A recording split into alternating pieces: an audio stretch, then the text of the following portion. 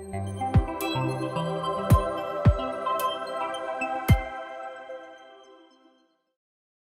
semuanya, saya Givari Helikotama selaku host dari Biar Fun Podcast.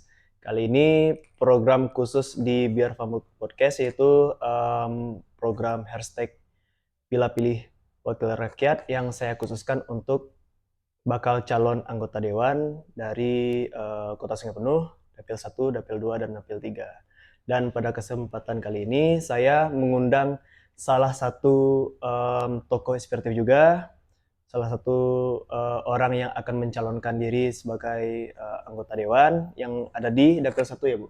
Insya Allah Dapil 2. Dan Dapil 2 Ibu. Dapil 2 ya Bu? Ibu Dapil 2. Oh Dapil 2, oke.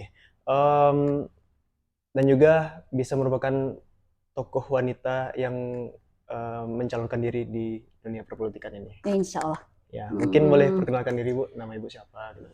Iya, terima kasih Fori. Nama saya Mori Amdia Dewi, saya biasa dipanggil Mori ya. Alhamdulillah berasal dari Kota Sungai Penuh. Kota Sungai Penuh. Ya, lahir juga di Sungai Penuh. Sekarang sudah usia udah 44 tahun gitu ya. 44 tahun ya? Ya udah ini juga ya. Masih muda Bu? Masih muda, insya Allah semangatnya muda ya. Semangatnya muda ya Bu? Harus muda ya, dalam berpolitik harus semangat dan punya jiwa untuk muda terus ya, untuk berinovasi terus. Apalagi Fori? Mungkin bisa diceritakan Bu latar belakang sebelumnya, dulu pernah sekolah di mana? Oh iya. Terus sampai sekarang kenapa mau terjun di dunia politik? Iya. Bu? Perempuan berpolitik ya. Perempuan berpolitik. Perempuan berpolitik. Ya, saya sudah punya suami ya, dan alhamdulillah kita dikurniai 3 orang anak. Anak pertama Atila Sabrina Sakura yang alhamdulillah insya Allah akan menjadi mahasiswi Unja ya tahun ini, ya, lulus di Fakultas Kehutanan. Yang kedua itu Muhammad Abdullah Fatih, itu siswa SMA Negeri 1 kelas 2 sekarang ya, 3 IPA. Kemudian Alessa Kaulanu Saibah sekarang baru masuk TK. Baru masuk TK nih, Fori. Kalau riwayat pendidikan ini sekolah SD-nya di SD Negeri 5. Nah, jadi rata-rata dulu kan kita sekolahnya favoritnya dulu di SD 5 gitu ya. SD 5, kemudian SMP-nya di SMP Negeri 8 Sungai Penuh. Kemudian SMA-nya SMA Negeri 1 Sungai Penuh. Tahun berapa, Bu? Itu tahun SMA berarti tahun 94-95 ya, lulusnya 97 ya. Lulusnya 97. Ya, 97, jadi angkatan 97. Angkatan 97. Kemudian saya melanjutkan studi di Fakultas Ekonomi, jurusan Ekonomi Pembangunan Universitas Andalas. Di UNAN ya? Iya, di UNAN. Pernah sebagai siswa UNP di Pascasarjana ngambil fokus studi Magister Ilmu Ekonomi ya. Kemudian juga di sini saya melanjutkan studi di IAIN Kerinci, ngambil jurusan Hukum Keluarga Islam, ya, Magister Hukum gitu ya. Alhamdulillah telah menamatkan kuliah di bulan Mei kemarin, kita yudisium, dan awal Juni kemarin kita wisuda, alhamdulillah. Itu ininya riwayat studinya ya. Iya, studinya. Kalau untuk profesi saat ini gimana Bu? Saat sekarang ini lebih fokus di politik ya, karena sekarang diamanahkan sebagai ketua DPD Gelora Kota Sungai Penuh. Ya tentu sebagai tugas yang tidak bisa ditinggalkan ya, domestiknya ya, sebagai ibu rumah tangga untuk 3 orang anak dan istri. Berarti Ibu sekarang menjabat sebagai ketua DPD dari Partai Gelora ya? Iya, benar. DPD Partai Gelora. Dan insya Allah tahun 2024 ini kita Partai Gelora perdana ikut dalam kontestasi Pileg ya, di 2024 nanti pada tanggal 14 Februari 2024 insya Allah. Baik Bu, pertanyaan saya juga nih Bu, kenapa harus di dunia politik ini untuk mengabdi ke masyarakat? Ya sebenarnya itu punya the long story ya, Fori ya. Jadi kalau saya mau lihat ke belakang itu memang dipengaruhi oleh lingkungan juga ya, lingkungan keluarga sebagainya. Memang masa kecil saya Fori itu lebih banyak dengan kakek ya, kakek dan nenek, karena ibu itu ngajar ya, jadi memang lebih banyak dititip sama kakek dan nenek. Jadi kakek itu punya komunitas juga ya, jadi setiap pagi tuh ngopi ya. Kalau sama sekarang orang ngopi, orang tua kita dulu udah duluan ngopi gitu ya. Jadi kalau bahasa kita Sungai itu ngupai gitu kan, ngopi, kemudian datang temannya diskusi. Dan memang saya punya kakek tuh memang sangat sangat fanatik sama Soekarno ya. Jadi ya dulu tuh memang Partai Nasional ya gitu ya, PNI gitu ya. Nah kemudian juga di papa juga demikian ya, papa juga pernah diamanahkan sebagai nenek Mama Rio Jayo waktu itu ya. Jadi keseharian dalam kehidupan masa anak-anak itu kita identik dengan permasalahan masyarakat gitu ya. Bermasyarakat, kemudian juga kita lebih banyak diskusi juga gitu. Dan kemudian dimulai dari SMP kita aktif di remaja masjid, organisasi sebagainya, di kuliahan juga demikian. Jadi memang itu udah menjadi udah menjadi passion kita gitu ya. Jadi untuk melakukan sesuatu gitu. Dan apalagi saya juga pernah bekerja di program nasional ya, pemberdayaan masyarakat ya, program pengentasan kemiskinan itu kan memang kita hadir di masyarakat ya.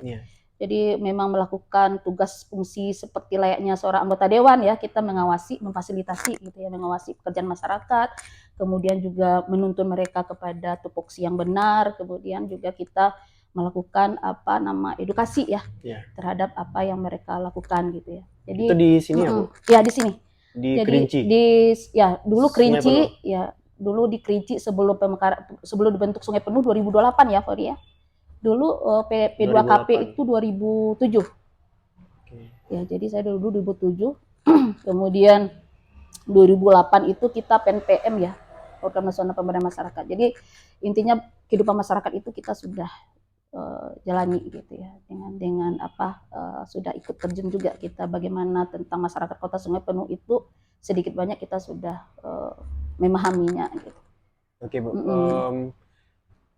saya mau nanya juga nih Bu, kalau seandainya nanti Ibu terpilih, kira-kira visi dan misi apa yang ingin Ibu jalankan gitu? Iya, sebenarnya kan gini Pori, kita bicara tentang politik itu sesuatu yang sebenarnya itu keseharian kita gitu ya. Tidak ada satupun kehidupan dunia ini yang tidak lepas dari masalah politik gitu. Jadi semua pasti akan punya garis yang erat ya, kaitan erat dengan masalah politik apa saja itu gitu. Dan politik ini juga menjadi nafas ya, artinya kekuasaan politik ini kan tentang bagaimana kita menggapai kekuasaan kan gitu, dan kekuasaan dalam tanda kutip yang positif ya, artinya kita ingin berbuat lebih banyak itu ya kita harus memiliki kekuasaan yang lebih banyak gitu. Kalau kita ingin memberi, kita harus punya sesuatu yang lebih banyak untuk diberikan. Nah, salah satu jalan hidup itu adalah di politik gitu ya. Nah, sebagai kenapa kita memilih politik sebagai jalan yang kita pilih dalam berbakti ya, berperan dalam masyarakat itu, karena saya lihat apa yang dijalani saat sekarang ini memang membutuhkan sebuah konsep yang jelas gitu. Ya. Agar apa yang kita inginkan, apa yang menjadi tujuan dari politik itu sendiri, mesejahterakan kehidupan masyarakat secara keseluruhan itu memang bisa kita capai gitu. Nah, misalnya seperti kita saya secara pribadi ya, saya itu memang punya story juga gitu ya tentang politik gitu ya. Karena politik ini di sisi perempuannya ya, Jadi saya pernah mengalami kehilangan anak gitu ya. Waktu itu hamil 9 bulan, kemudian memang meninggal di rahim gitu ya. Kemudian juga pada tahun 2012, itu anak yang ketiga sebenarnya. Nah, yang anak keempat saya juga mengalami situasi yang sangat ini juga ya, sangat kritis juga sebenarnya. Waktu itu saya melahirkan Alesa. Pada hari itu juga anak saya yang kedua Afati itu kalau bahasa kesehatannya itu di diagnosa ya gitu ya, mengalami sakit sindrom neurotik gitu ya. Ada peradangan di ususnya. Jadi sebenarnya apa sih mau saya sampaikan sama Fori ya? Artinya adalah luar biasa ya perempuan gitu ya. Ketika saya juga mengalami kesusahan dalam hamil gitu ya. Hamil itu harus bed rest sebagainya Fori. Artinya dan waktu itu kita membutuhkan sebuah regulasi gitu ya, bahwa perempuan ini juga perlu ada kebijakan gitu ya untuk membela hak-haknya perempuan gitu ya. dan kesehatan juga gitu. Yeah. Dan mungkin di saya, tapi di yang lain belum tentu punya fasilitas yang sama ya. Untuk akses kesehatan, kemudian juga bagaimana dia mengalami menjalankan fungsi domestik dia, reproduksi dia sebagai seorang ibu dan sebagainya. Makanya salah satu saya ingin berpolitik adalah untuk berperan dalam menjaga itu ya. Bagaimana mengadvokasi hak-hak perempuan terutama dari pendidikan perempuan juga, kemudian juga dari sisi kebijakan yang berpihak kepada perempuan dan anak ya. Jadi kalau kita bicara tentang sumber daya manusia itu Fori tidak bisa kita lihat pada sisi ujungnya saja, tetapi juga harus lihat dari mulai dari konsep menikah gitu ya, mulai dari bagaimana membentuk ketahanan rumah tangga sampai bagaimana generasi yang mau dilahirkan gitu ya, bagaimana asupan gizinya, bagaimana kesiapan rohaninya dan sebagainya, itu tuh semua harus dipelihara dan itu nggak bisa diberi kepada individu, itu sudah jadi tugas negara gitu untuk melindungi segenap ya masyarakatnya, segenap tumpah darah, dan salah satunya adalah generasi ini, Fori. Ya kan? Nonsen kita bicara tentang membentuk karakter manusia apabila kita tidak melihat pada awal kapan manusia itu dilahirkan gitu. Nah itu, jadi itu menjadi kristalisasi. Ini harus ada nih perempuan yang berjuang di bidang itu gitu ya. Harus ada perempuan yang berjuang memperjuangkan hak perempuan tersebut. Apalagi kita lihat sekarang ini kan sebenarnya perempuan punya kesempatan yang sama sebenarnya dengan laki-laki. Jadi nggak ada lagi sebagai subordinari ya laki-laki dengan perempuan sebagai subordinarinya laki-laki. Laki-laki lebih diunggulkan kaumnya gitu, tidak ada. Tetapi ini sebagai sebagai kesempatan buat perempuan membuktikan. Jadi ketika kita diberi kesempatan, kita bisa membuktikan nggak kesempatan itu gitu. Nah kalau kita bicara di dunia politik, ya boleh dikatakan berapa sih persentase perempuan yang mau terjun di politik? Ya boleh saya katakan memang menggembirakan ya, banyak yang melek politik. Tapi apakah peran itu substantif di politik itu atau tidak, ya mungkin dikembalikan lagi kepada perempuan itu sendiri gitu. Nah mungkin itu ya. Kalau menurut saya sih menarik Bu. Dengan adanya perempuan yang masuk di dunia politik bisa mewakili perempuan untuk berargumen dan juga membela hak yang Ibu sampaikan tadi. Iya. Menurut saya bagus sih. Menarik. Iya, karena gini Fori ya, saya pernah misalnya kita ke pasar ya, Fori aja ke pasar Tanjung Bajure aja tuh, itu tuh mayoritas tuh yang di kaki lima itu kan perempuan, ibu-ibu gitu ya, yang menjalankan tugasnya ya sebenarnya bukan tugas dia yang utama sebelum mencari nafkah kan. Iya Bu. Nah kita kan tidak tahu, belum ada kita melakukan kajian apakah mereka bekerja itu karena keikhlasan, artinya mereka nggak bisa duduk tuh, kan ada tuh dia harus bekerja gitu ya, walaupun suaminya telah memberikan tanggung jawabnya. Atau memang mereka melakukan double job ya, dalam pengertian itu tanggung jawab nafkah itu juga diberikan kepada perempuan sebagai ibu dan kemudian sebagai pekerja juga, sebagai tulang punggungnya keluarga. Nah kalau itu dijalankan, Fori bisa lihat sejauh mana tentu fungsi yang lain pasti ada yang kurangi gitu porsinya gitu ya, untuk mendidik anaknya dan sebagainya. Sama misalnya di sisi perempuan yang bekerja di bidang formal saja, mereka kan punya cuti kan cuman dikasih 3 bulan gitu ya, nggak ada cuti menyusui dan sebagainya. Akhirnya kan anak-anak kan harus tidak diberi porsi menyusui secara baik ya dalam 2 tahun ini. Dia harus tentu akan ada pemberian susu pengganti dan sebagainya. Nah itu juga dari sisi kesehatan kan juga mempengaruhi sebenarnya bagaimana generasi ke depan itu dilahirkan secara sehat kan begitu. Jadi memang saya pikir itu sebuah fardu ain sih sebenarnya ya, walaupun pada konteks fardu kifayah gitu, fardu ain bahwa perempuan dengan kehidupan yang sekarang saya pikir harus ada perempuan yang memperjuangkan itu di parlemen gitu. Dan semoga kita menjadi salah satunya yang bisa memperjuangkan hak perempuan tersebut.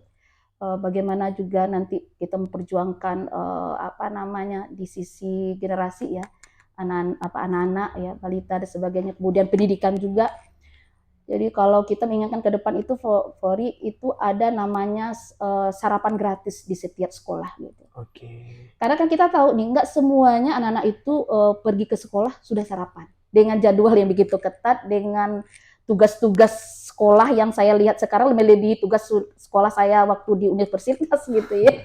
Jadi Dan itu harus diawasi ya pengusaha, artinya harus ada pendanaan, harus ada prioritas dari pemerintah untuk kalau ingin memperjuangkan misalnya sekarang di kota Sungai Penuh ingin menggalakkan mengetaskan stunting misalnya, itu menjadi suatu yang harus diperhatikan gitu ya. Jadi kalau kita ingin menurunkan angka stunting di kota Sungai Penuh juga harus lihat itu gitu ya. Maka saya pikir bahwa ke depan harus ada program yang demikian yang dilakukan oleh pemerintah. Dan itu harus diawasi penganggaran sebagainya. Dan sebenarnya harus ada juga mendorong kepada setiap sekolah ya untuk melakukan program tersebut. Mulai dari tingkat taman kanak-kanak, PAUD misalnya, taman kanak-kanak sampai nanti di SMA gitu. Yeah. Kan pendanaan secara negara kan sudah ada juga. Harus ada porsi yang dilakukan untuk itu. Jadi anak-anak sekolah ini mereka bisa sarapan gratis. Memang diwajibkan mereka untuk sarapan. Apakah susu dalam bentuk susu, dalam bentuk protein yang lainnya. Jadi anak-anak itu sekolah menerima pelajaran ya dalam kondisi yang fit. Gitu. Nah mungkin itu juga salah satu yang akan kita perjuangkan ke depan di sisi pendidikan dan peningkatan ya kualitas manusia terutama di kota Sungai Penuh gitu. Dan itu kalau ini bukan saya mendiskreditkan perannya laki-laki, tetapi yang pekerjaannya begitu, yang lebih detail itu kebanyakan itu ibu-ibu, karena dia yang lebih banyak berinteraksi di dunia itu gitu ya. Kalau pagi anak-anak sekolah kan rata-rata kan ibu yang menyediakannya, walaupun tidak menutup kemungkinan. Gitu. Nah kemudian juga di sisi lain kan harus ada juga memberi ruang yang lebih kepada ibu-ibu pekerja untuk melakukan tugasnya. Orang tua melakukan tugasnya misalnya untuk mengantarkan anaknya sekolah. Kadang-kadang kan kalau itu tidak diberikan sebuah peraturan yang memang mengikat, telat karena mengantarkan anak sekolah seperti itu kan juga menjadi dilematis buat seorang ibu pekerja gitu ya. Nah, kenapa sih nggak bapaknya saja sebagai itu kan mungkin di internal kan bisa saja itu dilakukan gitu, delegasi kerja sebagainya. Tetapi apabila itu ada sebuah kebijakan, tentu itu kan lebih meringankan gitu ya, lebih melegakan juga buat orang tua untuk memiliki waktu waktu yang spesial ya buat anak-anaknya. Jadi kalau kita memang fokus dalam peningkatan sumber daya manusia, ya kita tidak bisa lepas dari masalah pendidikan, masalah kesehatan, masalah ibu dan anak, dan pemberdayaan perempuan. Nah, poin-poin yang ini ya akan kita lakukan gitu. Ya akan kita dorong ya pemerintah ke depan untuk fokus memprioritaskan penganggaran dan peraturan kebijakan yang memang akan pro kepada hal yang tadi yang kami sebutkan tadi. Menarik, Bu. Nah, itu mungkin itu ya Bu ya yang gambaran secara umum ya apa yang kenapa sih saya harus berpolitik dan sebagainya. Di samping yang memang kalau pertanyaannya lebih lanjut, apa sih yang spesial buat kita Kota Sungai Penuh ya kan? Yang dari 2008 kita sudah terbentuk ya sampai sekarang. Apa sih yang istimewanya? Sebenarnya kalau saya sih mikir gini, seorang yang berjiwa besar itu harus menghargai sekecil apapun peran yang dilakukan oleh orang lain gitu ya. Jadi di saat sekarang ini kita harusnya tidak fokus kepada hal-hal yang membuat kita tidak maju bersama, gitu ya. Tapi pada kondisi ini adalah kita harus menguatkan sesuatu yang membuat kita maju bersama. Jadi bukan untuk mundur ke belakang. Jadi jangan sampai kita setiap pertukaran pemerintahan kita selalu melakukan mengungkit ya kekurangan-kekurangan di masa lalu, kemudian juga mengklaim bahwa masa lalu lebih baik daripada masa sekarang, kemudian masa sekarang lebih tidak baik dari masa yang lalu. Jadi kita nggak pernah maju ke depan gitu, Fori. Jadi artinya apa? Artinya kita juga ingin keberadaan Gelora di Kota Sungai Penuh juga bisa menjadi jembatan ya. Jadi sebagai jembatan penghubung, berkolaborasi, ya, menyatukan semua komponen masyarakat yang ada di Kota Sungai Penuh khususnya. Yuk kita sama-sama menguatkan jiwa kenegarawan kita. Karena tanpa itu rasanya kita nggak mungkin bisa bergerak maju. Ya. Tidak akan mungkin bisa gerak maju. Kita akan stagnan di sana dan yang kita lakukan adalah kita saling tarik menarik. Ada yang maju kita narik lagi gitu ya. Jadi kita akan kalah dengan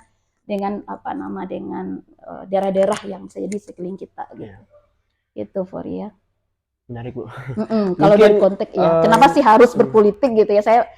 Menarik buat saya adalah bahwa kita harus memberi aura baru ya. Jadi arah baru bagaimana kita membangun kota kita ke depan, bahwa kota ini menjadi kota bersama, milik bersama, nyaman untuk semua komponen masyarakat gitu ya. Jadi kita membutuhkan pemimpin yang bisa mengikat. Jadi kalau sekarang kita ibaratkan Kota Sungai Penuh itu luar biasa sih Penopori. Kita SDM kita kalau kita mau lihat indeks kualitas ya IPM kita, saya lihat luar biasa, kita punya ranking yang bagus gitu ya. Tetapi satu sisi kenapa mungkin belum bisa diekspor lebih baik ya sesuai dengan kapasitas yang dimiliki setiap komponen masyarakat, ya bisa jadi kita membutuhkan ada kawat pengikat itu. Jadi seperti sapu lidi ini Fori ya, yang bercerai-berai, tapi kita membutuhkan ada yang menjadikan dia bersatu sehingga sapu itu memang bisa melakukan fungsinya dengan baik dan benar. Nah, begitu secara ini kalau Fori nanya kenapa harus politik, ya itu. Di samping secara personalnya saya ini perempuan, tentu saya ingin melakukan yang terbaik buat kamu saya, walaupun itu bukan berarti hanya memperhatikan pada sudut pandang perempuan saja ya, tetapi ketika kita memperhatikan perempuan, saya pikir kita akan memperhatikan keluarga itu sendiri yang terdiri dari ayah gitu dan anak-anak, yang bisa jadi ada laki-laki juga di sana. Nah, kalau secara luas itu adalah kita menginginkan ada peran kita dalam membangun kota kita gitu. Keberadaan kita di politik ke depan juga memberi kontribusi positif buat kota Sungai Penuh ke depan menjadi kota yang lebih bagus lagi, lebih maju lagi, lebih berkeadilan lagi gitu ya.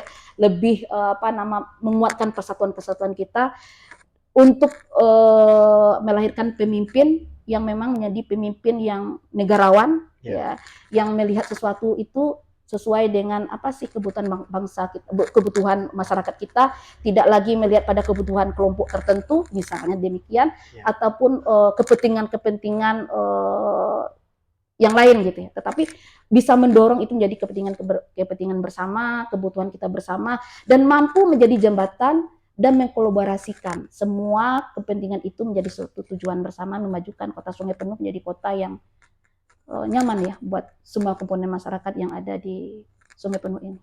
Mungkin demikian, Fori. Iya, Bu. Sebelumnya mau maaf, Bu. Iya. Geser dulu dikit, Bu. Oh iya. Kelihatan. Geser ke sini, Bu. Sip. Biar bisa masuk frame tuh. Nah, soalnya tadi. Sip. Nah, gitu. Ini lebih ke sini ya, gitu ya. Oke, pertanyaan selanjutnya ya, Bu. Menurut versi Ibu nih. Iya. Problem-problem apa aja yang saat ini ada di kota Sungai Penuh?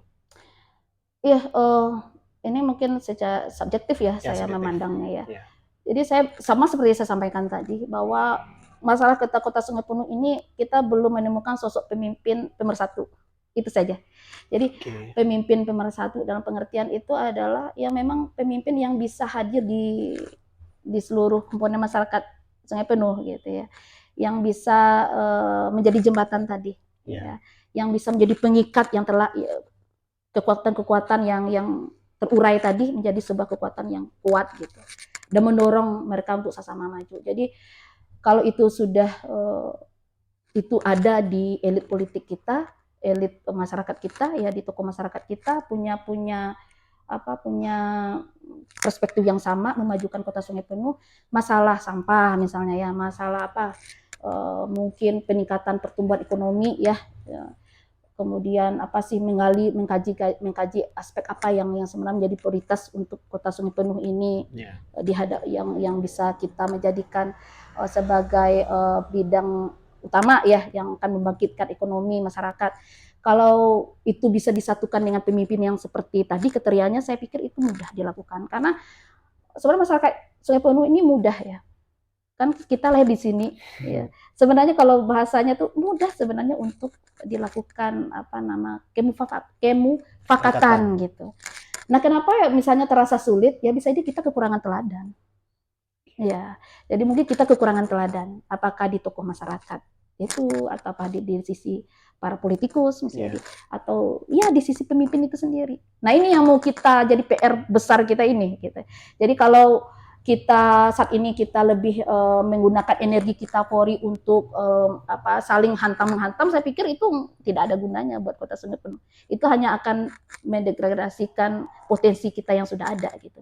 Nah, makanya saya lihat bahwa ke depan kota Sungai Penuh ini apa sih yang menjadi potensi unggulannya. Kalau Ibu lihat Fori, potensi unggulan kita itu adalah di SDM ya. Jadi ada pengertian sumber daya manusianya dalam arti kata adalah pendidikannya. Jadi bagaimana kita ke depan menjadikan kota Sungai Penuh ini sebagai pusat pendidikan. Jadi kalau kota Sungai Penuh ini punya lembaga pendidikan yang memang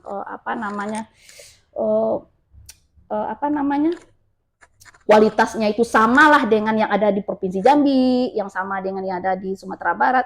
Saya pikir anak-anak kita mungkin kita lebih sekolahkan di sini saja. Iya kan? Iya benar. Nggak perlu jauh lah gitu ya, nggak perlu jauh gitu. Nah, kenapa? Karena kalau itu, dan itu juga menjadi magnet untuk menarik daerah-daerah yang dekat dengan kita seperti Solo Selatan, yang Bangko gitu ya. Dan itu akan menumbuhkan potensi ekonomi yang lainnya di Sungai Penuh gitu. Jadi pertumbuhan itu akan terjadi, pertumbuhan ekonomi itu akan terjadi karena kalau kita mau lihat di sisi perdagangan, kota Sungai Penuh bisa dilakukan, tetapi sangat minim juga sumber daya di sana gitu ya. Iya benar, Bu. Nah, karena berapa sih potensi pendapatan masyarakat kita berapa? Kemudian di aspek yang lain, misal kita mengatakan bahwa kita bisa jadikan pertanian sebagai unggulan. Ya kita juga bisa melihat sejauh mana sumber daya kita juga di sana. Berapa persen sih luasnya lahan pertanian yang ada di kota Sungai Penuh tentu akan kalah dengan Kerinci gitu ya. ya. Benar, Bu. Tetapi kalau kita mau jadikan sebagai potensi unggulannya adalah pada sisi peningkatan value dari sumber daya yang ada, mungkin bisa gitu ya.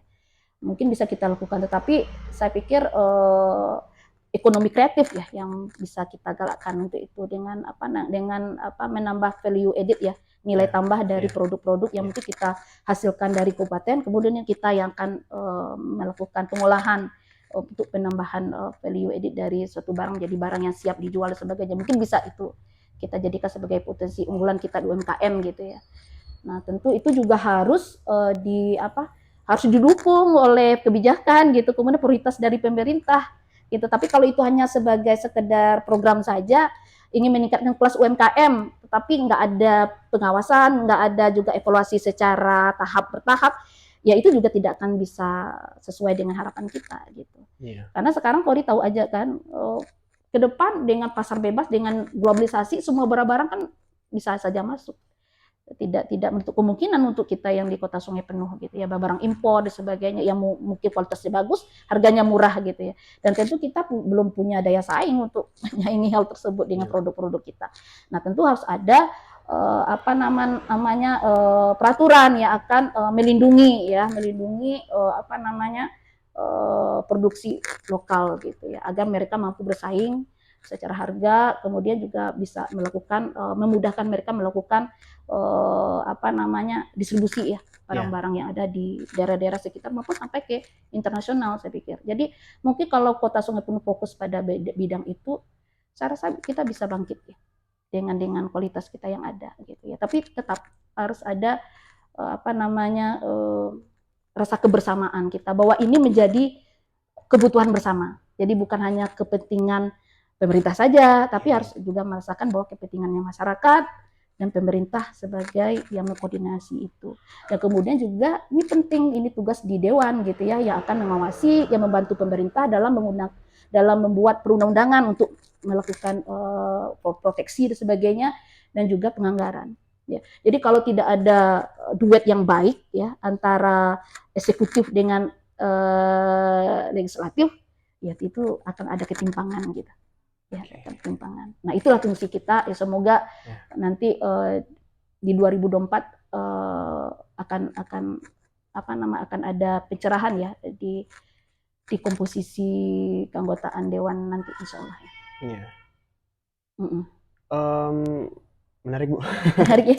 Menarik. Kalau dipikir panjang lagi mau diceritain ya. Ini harus satu-satu ngambilnya gimana yang ngurainya gitu ya. Gimana Furi? Ada gini, Bu, pertanyaan khusus dari saya. Pandangan Ibu nih melihat fenomena-fenomena yang terjadi di Indonesia ini, kan ada tuh istilahnya politik adu domba. Iya, politiknya Belanda dulu ya.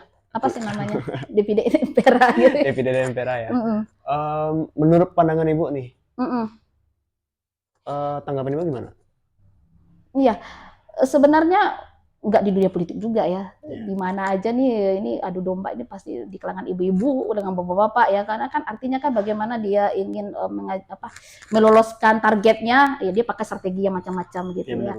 Nah, salah satu yang memang ya dipraktekkan oleh penjajah dulu, ya mungkin kita kenal penjajah dulu waktu masa Belanda, divide et impera, bagaimana melakukan politik adu domba antara masyarakat lokal sendiri kan, akhirnya mereka berantem sendiri sehingga yang menang kan ya diuntungkan adalah penjajah kan begitu, memudahkan juga penjajah untuk menguasai suatu daerah atau suatu kaum gitu ya. Nah, saya pikir itu tidak diperlukan lagi sebenarnya. Artinya itu harus kita minimal ya. kita bisa maju tanpa harus melakukan politik adu domba. Sekarang ini harus yang kita lakukan adalah politik adu gagasan. Jadi bukan adu domba gitu ya. Kita manusia nggak domba gitu ya. Nanti kita harus kita bukan domba gitu, kita manusia. Jadi manusia itu membedakan kita dengan domba ya sebagai sampel dari sampel dari hewan gitu ya. Adalah brand kita gitu, otak kita. Jadi yang kita adu itu udah gagasan, ide kita. Apa sih ide kita tentang kota kita? Apa sih ide kita untuk untuk meningkatkan kualitas manusia, khusus Kota Sungai Penuh. Bagaimana kita meningkatkan ekonomi masyarakatnya? Bagaimana kita meningkatkan persatuan-kesatuan? Ini saya terus terang, Fori, yang saya lebih fokus gimana nih menyatukan nih semua komponen yang ada di Kota Sungai Penuh. Itu tuh PR yang besar gitu. Karena saya di sisi partai memang terjun langsung ya ada secara politik begitu. Ini luar biasa kita masih ada kita melihat polarisasi ya di sisa-sisa dari Pilwaku, sisa-sisa di Pilgub gitu, itu masih ada gitu. Nah tentu itu jangan sampai menjadi tunas-tunas baru untuk melahirkan politik adu domba lagi gitu dengan isu-isu yang sebenarnya sudah klasik banget gitu ya untuk kita pertaruhkan atas nama kepentingan Kota Sungai Penuh. Jadi kalau saya boleh menyampaikan bahwa sekarang no untuk politik adu domba, tapi yes untuk politik adu gagasan. Oke, menarik. Bisa jadi highlight nanti, Bu. Iya. No ya, politik adu domba no, tapi politik adu gagasan yes. Ya, ada pertanyaan lagi nih, Bu. Iya. Ini banyak pertanyaannya ya. Banyak satu dua lagi. Boleh. Ini sama anak muda nih, kita jadi muda lagi nih dengan pertanyaannya. Mungkin lebih ke spesifik ke pemilih. Kira-kira menurut pandangan Ibu nih, menurut versi Ibu sendiri, kriteria pemilih yang cerdas itu seperti apa, Bu?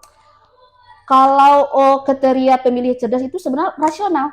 Jadi dia memilih karena karena ide, karena gagasan, karena program yang ditawarkan.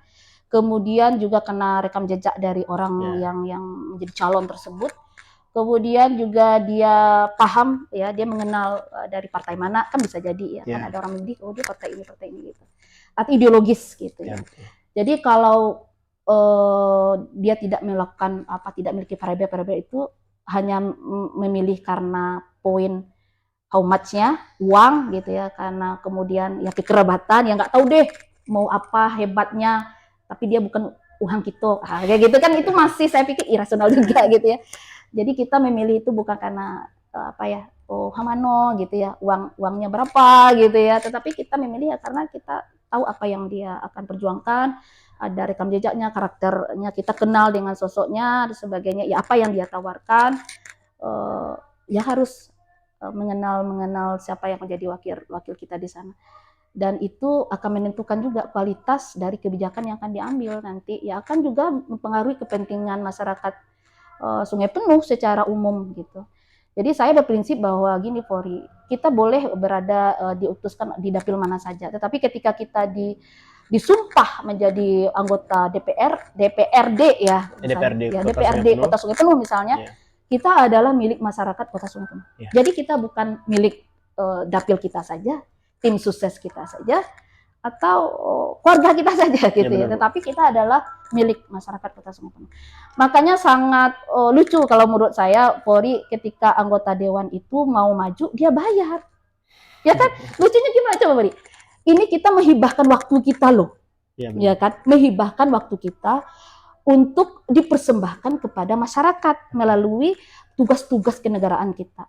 Jangan mikir kita bisa tidur siang dengan indah gitu ya, tidur malam dengan nyaman gitu ya. Kemudian kita bisa santai menentukan jadwal kapan ngopi sama suami, sama kapan rekreasi sama anak-anak. Semua pasti akan mengikuti agenda negara kita. Ya kan? Harus dong, kalau kita sudah menjadi pejabat publik, kepentingan kota misalnya, kepentingan negara bangsa itu harus di atas kepentingan yang di bawah tadi. Termasuk kepentingan pribadi kita, seperti tidur, hanya untuk me time, sebagainya. Lah kok kita bayar? Coba. Iya kan? Nah negara ini membayar banyak, mengaji lebih besar kepada wakil rakyat untuk membeli. Ya kan, kompensasinya loh terhadap hak azazi dia sebagai individu yang punya kebebasan menentukan kapan dia harus melakukan aktivitas pribadinya, dikompensasi oleh negara dengan gaji tadi, salary tadi, dengan fasilitas negara, mobil yang nyaman, ya kan, ruang yang ber-AC, makan siang yang bergizi. Loh kok kita bayar gitu loh, iya kan? Berarti kalau ada anggota caleg yang menawarkan itu, ya saya pikir dia mungkin belum paham dengan pekerjaan dia ke depan, iya kan? Belum paham dia bahwa dia telah menjual gitu, menjual waktu-waktu pribadi, kepentingan pribadi keluarganya adalah untuk ini, untuk masyarakat secara luas. Jadi memang kita harus mikirkan benar ya. Kalau kita mau duduk di sana itu adalah apa tugas kita. Jadi ketika kita tahu paham dengan tugas apa kita lakukan, kita tahu apa yang kita persiapkan gitu. Apa yang mau kita berikan. Kemudian support system seperti apa yang kita butuhkan. Jadi kalau kita, mohon maaf, hanya sekedar sebagai loncatan menambah biografi kita, misalnya ya, menambah referensi pekerjaan kita, ya saya pikir sangat low bener ya targetnya gitu. Apalagi menjual untuk dengan risiko kepentingan masyarakat yang lebih luas. Jadi memang harus paham betul dengan tugas fungsi kita. Sama kalau kita menjadi pemimpin misalnya di skop kota, provinsi, sebagainya, juga kita harus paham apa risiko-risiko yang akan kita jalani ke depan gitu ya dengan tugas-tugas baru kita.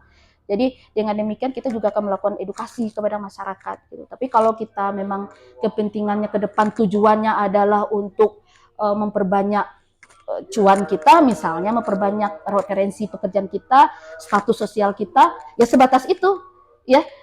Sebatas itu, dan itu sangat luar biasa sayangnya karena di sana di pundak kita tuh ada sumpah yang telah kita ucapkan bahwa kita ingin melakukan yang terbaik buat masyarakat. Saya pikir itu tanggung jawabnya dunia akhirat. Jadi saya mohon maaf Wori, dari awal ya bukan berarti kita selesai ya. Kita bukan manusia yang baik dan bukan juga manusia yang sempurna.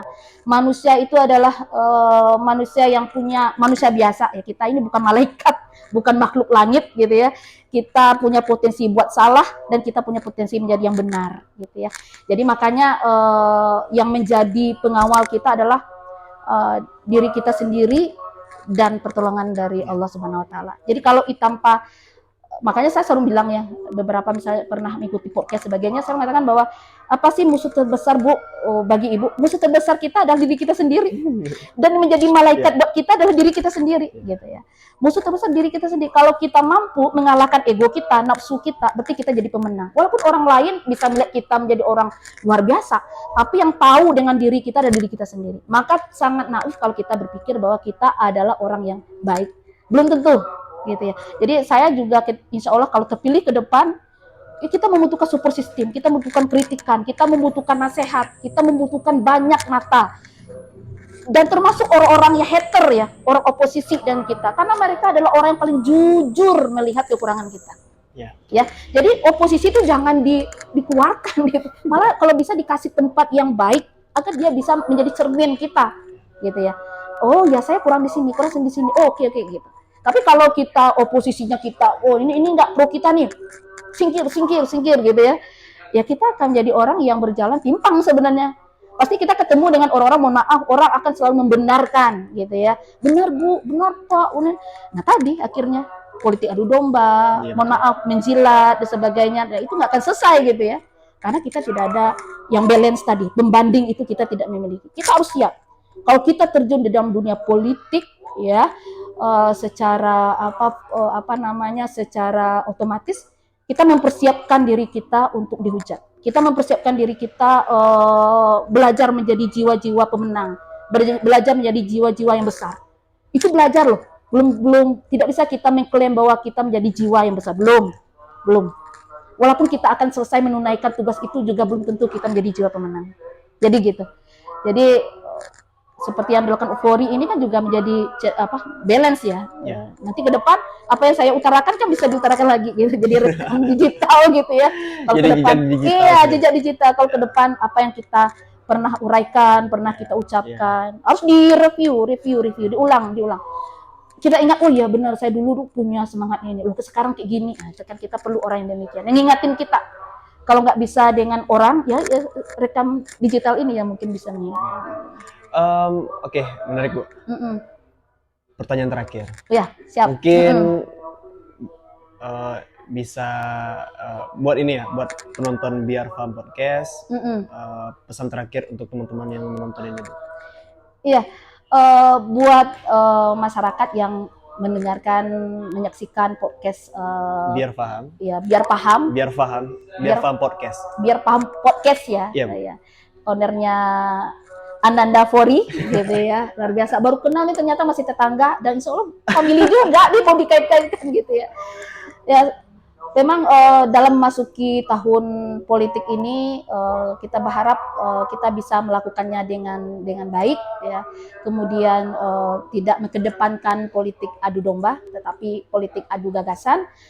Dan saya memberi saran kepada masyarakat secara keseluruhan, pilihlah wakil rakyat kita ke depan adalah orang-orang yang memiliki integritas gitu ya, yang tahu rekam jejaknya, kemudian juga dengan rasional ya, agar orang-orang yang terpilih ke depan adalah orang-orang yang memang bisa mempertanggungjawabkan apa yang menjadi amanahnya, bukan hanya kepada masyarakat Kota Sungai Penuh, tetapi lebih kepada pertanggungjawabannya kepada Allah Subhanahu wa Ta'ala yang dia sumpah dengan menggunakan Alkitab gitu ya. Kemudian kepada masyarakat Kota Sungai Penuh khususnya, gunakan hak pilih kita dengan bertanggung jawab ya, bertanggung jawab, karena satu suara akan beribu kebaikan yang akan kita peroleh apabila kita memberi suara kepada orang-orang yang tepat, yang memang dibutuhkan oleh masyarakat Kota Sungai Penuh pada khususnya, dan insya Allah kepada bangsa Indonesia pada umumnya secara luas. Dengan hadirnya demokrasi yang baik di Kota Sungai Penuh tentu akan menjadi aura positif dan akan menular menjadi politik-politik yang positif untuk lingkungan yang lebih luas. Jangan pernah menyerah, insya Allah selalu akan ada harapan, akan selalu ada masa-masa yang indah, yang cerah untuk kita. Kota Sungai Penuh menjadi kota yang damai, kota yang nyaman, dan kota kita bersama, insya Allah. Baiklah, itu teman Ibu Mori. Ya. Bakal calon legislatif dari Partai Gelora, Dapil 2 ya Bu? Dapil 2. Dapil 2. Sebelumnya terima kasih Bu. Iya, sama-sama Fori. Ya, sama-sama Fori.